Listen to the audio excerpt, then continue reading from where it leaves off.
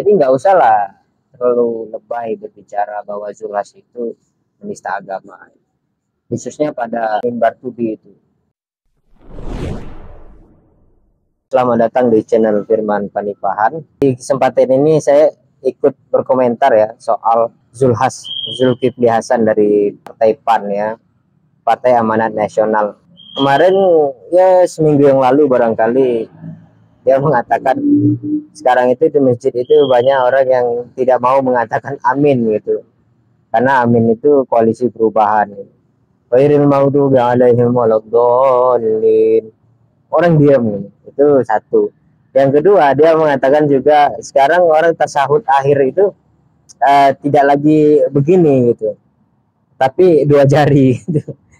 Nah, itu kemudian menjadi sorotan. MUI menyinggung itu, dan kemudian Ma'ruf Amin juga berbicara soal itu, dan dia mengatakan ya biasalah konteks konteks politik ya, ya semuanya itu hanyalah pembicaraan politis saja gitu. Itu Ma'ruf Amin yang mengatakan begitu, jadi nggak usah dikait-kaitkan dengan agama. Namun yang saya ingin telisik di sini adalah kelompok-kelompok kanan itu ternyata menganggap candaan politik itu adalah candaan yang justru masuk kepada penistaan agama gitu. Dan ini yang ingin saya komentari. Seberapa dahsyat sih, bukan agamanya ya, tapi seberapa jumutnya pemikiran orang-orang kanan ini yang mengatakan bahwa candaan Zulkifli Hasan itu, Zulhas, adalah penistaan agama gitu.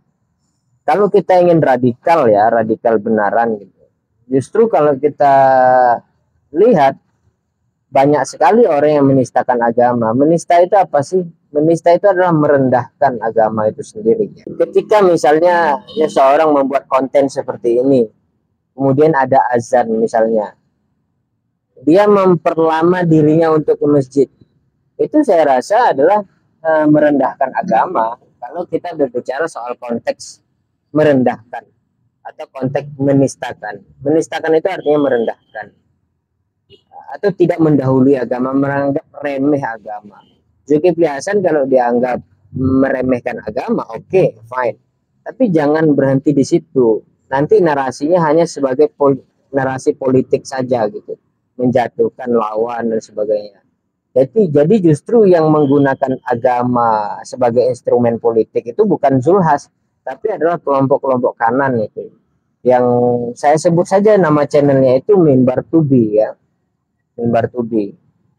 Mereka sempat live itu berbicara bahwa Zulkifli Hasan ini menista agama dan sebagainya.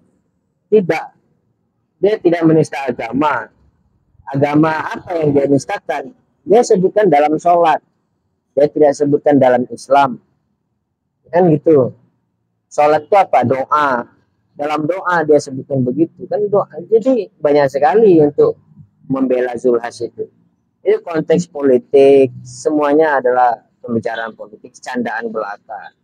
Jadi kalaupun ada nanti orang terjebak dengan hal itu bahwa pendukung Prabowo harus begini gitu ya, itu saya rasa perlu diperbaiki saja, nggak usah dianggap serius gitu, nggak usah dianggap serius juga ya.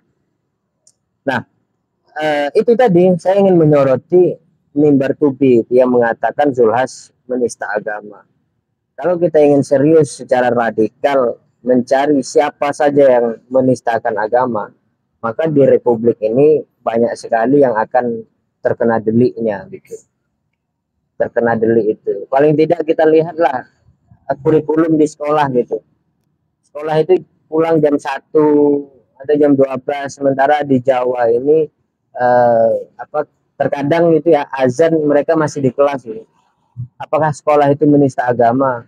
Oke, bisa diklarifikasi, bisa di akhir-akhir. Ini masalahnya adalah kita ingin dalam konteks menegakkan agama, memuliakan agama, kan begitu.